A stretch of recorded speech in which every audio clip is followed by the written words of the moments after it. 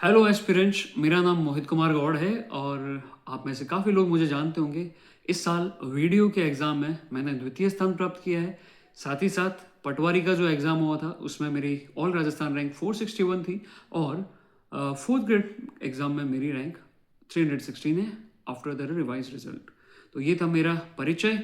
और जैसा कि आप वीडियो के टाइटल से समझ गए होंगे कि आज मैं बात करने जा रहा हूँ मेरी बुक लिस्ट के बारे में। तो वीडियो शुरू होने से पहले आपसे एक रिक्वेस्ट है कि आप अगर नए हैं चैनल पे तो सब्सक्राइब ज़रूर कीजिएगा, because it helps me to maintain the consistency. मैं कंसिस्टेंसी के साथ और वीडियोस बना सकूं ताकि मैं और ज़्यादा यूजफुल कंटेंट आप तक ला सकूं, और साथ ही साथ जो ट्रिक्स और टिप्स मैंने फॉलो की जिन्होंने मेरी प्रिपरेशन को ईजी बनाया, वो मैं आप तक पहुंचा सकूं, ताकि आपकी प्रिपरेशन में भी काफ़ी स्मूथनेस आए। जो फ्रिक्शन आ रहा है बार बार, वो मैं हटाने में आपकी मदद कर सकूं। तो विदाउट अ गैप शुरू करते हैं हमारे आज के वीडियो। तो जो पहला सब्जेक्ट जो मैं आपके सामने उठाने जा रहा हूँ वो है Rajasthan history and art and culture. इसके लिए मैंने राज पैनोरमा की किताब को फॉलो किया, बिकॉज शुरू से ही मेरे मन में ये था कि हमें प्रिपरेशन करनी है तो एक कंप्लीट सोर्स की ज़रूरत तो हमेशा रहेगी। तो राजस्थान में जो भी अदर कोई कोचिंग्स या फिर कोई संस्थान जो कहता है कि उसके नोट्स से सब कुछ आ रहा है, स्पेशली हिस्ट्री और आर्ट एंड कल्चर में, तो उसकी इस बात का आसानी से खंडन किया जा सकता है। आप आरपीएससी के किसी भी पेपर को उठा के देख लीजिए, आपको समझ में आ जाएगा कि वो संस्थान कितना सच कह रहा है। ये कहना सही होगा कि सब टीचर्स अपनी तरफ से पढ़ा रहे हैं, लेकिन इतना सारा जो कंटेंट है वो कोई भी टीचर 1 घंटे की क्लास में आप तक नहीं पहुंचा सकता। उसको बीच में बहुत बार स्टूडेंट्स को एंटरटेन भी करना होता है, नहीं तो उनकी जो मनोबल है वो टूट जाता है। लेकिन हमें तो ये ध्यान रखना है कि हमें सक्सेसफुल होना है, तो इसके लिए हमें कंप्लीट सोर्स की ज़रूरत है। तो राज पैनोरमा में आपको सब कुछ मिल जाएगा। ज़्यादातर 90% चीज़ें कवर की जा सकती है उसके थ्रू। तो आपका वो जो डर है कि आरपीएससी कहीं से भी उठा के दे देता है, वो इससे आपका ख़त्म हो जाएगा। सेकंड जो विषय मैं उठाने जा रहा हूँ वो है राजस्थान ज्योग्राफी। यहाँ पे मैंने केवल और केवल एसबीआई के नोट्स को फॉलो किया। किताब को अगर लेने जाऊँ तो हमें हर सब्जेक्ट के हिसाब से अलग स्ट्रेटेजी रखनी चाहिए, तो इसमें किताब की उतनी ज़रूरत है नहीं। तो आप एसबीआई के नोट्स के ऊपर कम्प्लीटली रिलाई कर सकते हैं।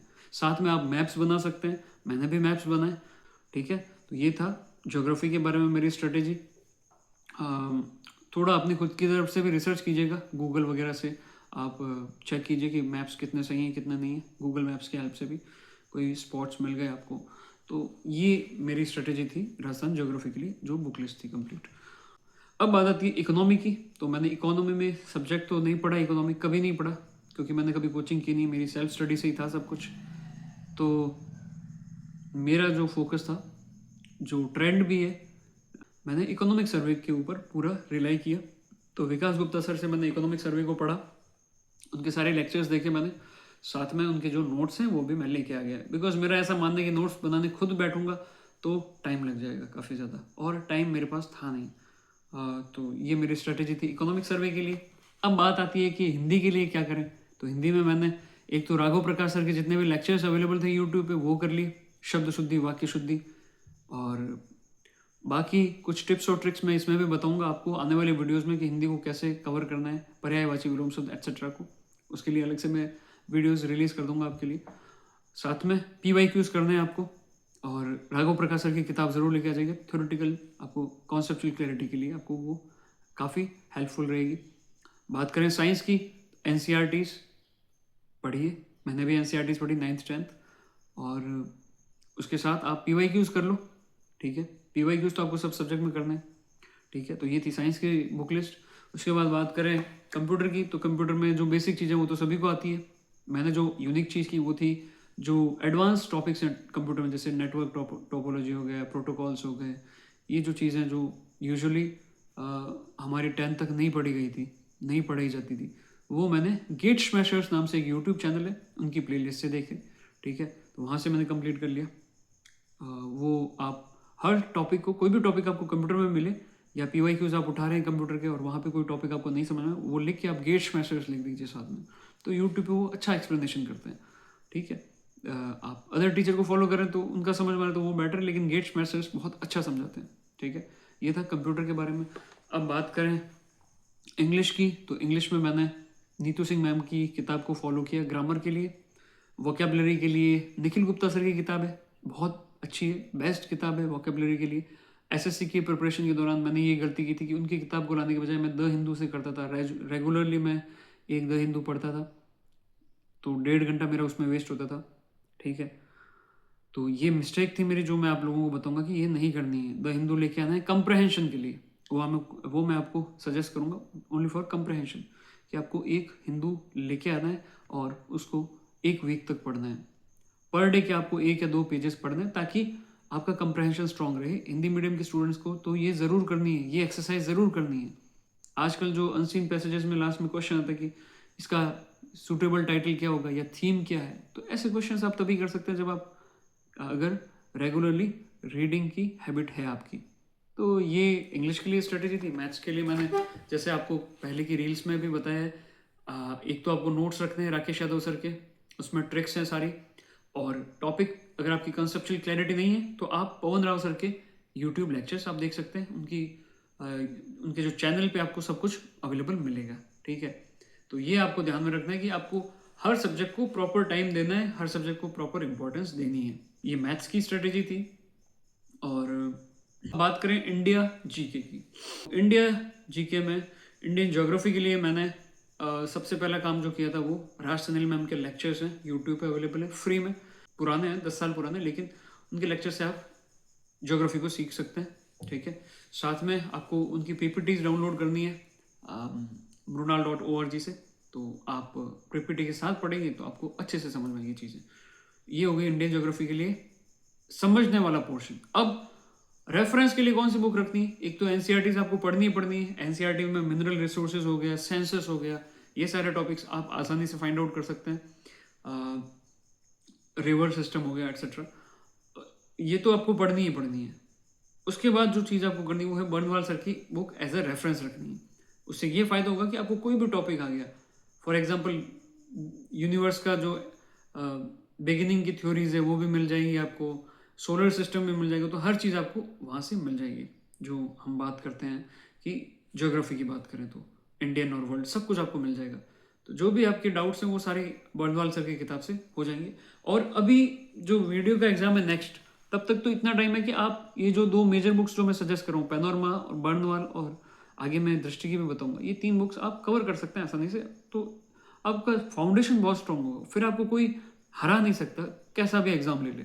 ठीक है, तो मैं बुक्स के ऊपर बहुत ज़्यादा आपको एम्फेसाइज कर रहा हूँ, तो आपको उस चीज़ का इंपॉर्टेंस समझना चाहिए। तो ये इंडियन ज्योग्राफी की बात हो गई। साथ में मैप्स तो करने ही करना है, रिवर सिस्टम वगैरह के, माउंटेन पीक्स वगैरह।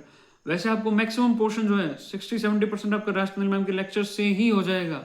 जो एग्जाम में पूछा जा रहा होता है ना, तो राजनल मैम के लेक्चर से हो जाएगा आपका, अगर आपने पेशेंटली उसको समझा तो।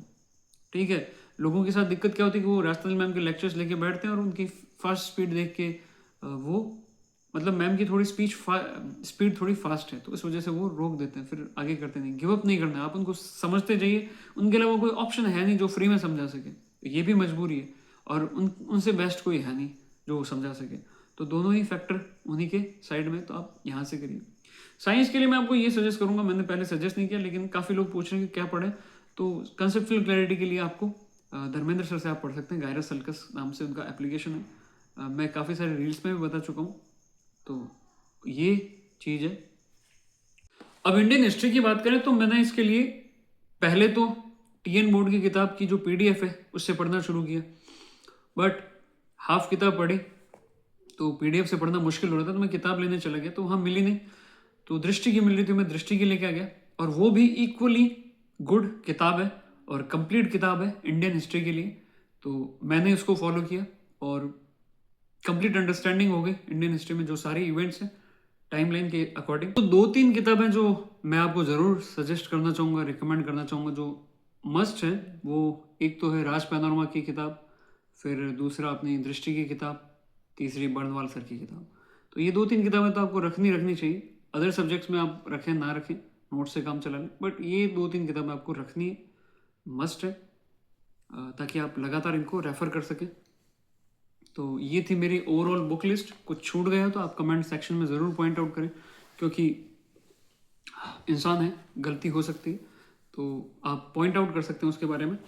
और भी किसी सब्जेक्ट में आपको इन डिटेल जानना हो या आप विशेष समस्या फेस कर रहे हैं प्रॉब्लम फेस कर रहे हैं तो आप कमेंट सेक्शन या फिर इंस्टाग्राम के थ्रू आप मुझे कह सकते हैं, मुझ तक अपना मैसेज पहुंचा सकते हैं। फ़िलहाल टेलीग्राम शुरू नहीं किया मैंने, लेकिन जल्दी ही शुरू करूंगा तो मैं आपको मतलब ओवरऑल स्टूडेंट्स की हेल्प के लिए मैं अगर शुरू करूंगा तो मैं आप सबको वहाँ टेलीग्राम ग्रुप में ऐड कर दूंगा, ताकि वहाँ समस्याओं का भेजना और निस्तारण करना आसान हो सकता है। तो ये मेरा ओवरऑल जो बुक लिस्ट थी वो मैंने आपके साथ शेयर की। धन्यवाद आपका, यहाँ तक आप बने रहे, और ये आपके सिलेक्शन में भी आपको हेल्प करेगा। यही पेशेंस और यही सिटिंग कैपेसिटी आपको हेल्प करेगी, इसी के थ्रू आप बड़ी जंगें जीत सकते हैं। तो एंड में आपको इतना ही कहूँगा कि सब्सक्राइब ज़रूर कीजिए, क्योंकि आप सब्सक्राइब करते हैं तो ये मुझे कंसिस्टेंसी मेंटेन करने में हेल्प करता है। ये मोटिवेशन मेरे लिए काफ़ी है कि आप मेरे साथ हैं, आप मेरे सहयोगी हैं। आप मुझे इसी तरीके से सपोर्ट करेंगे तो मैं आगे और ज़्यादा यूज़फुल कंटेंट आप तक पहुंचा पाऊंगा, जो आपके प्रिपरेशन में और ज़्यादा हेल्प करेगा और जो आपको एक डिसेंट रैंक तक ले जाने में आपकी मदद करेगा। तो that's all for today. Have a nice day. आपका दिन मंगलमय हो, आपका वर्ष मंगलमय हो, और all the best for your next exam.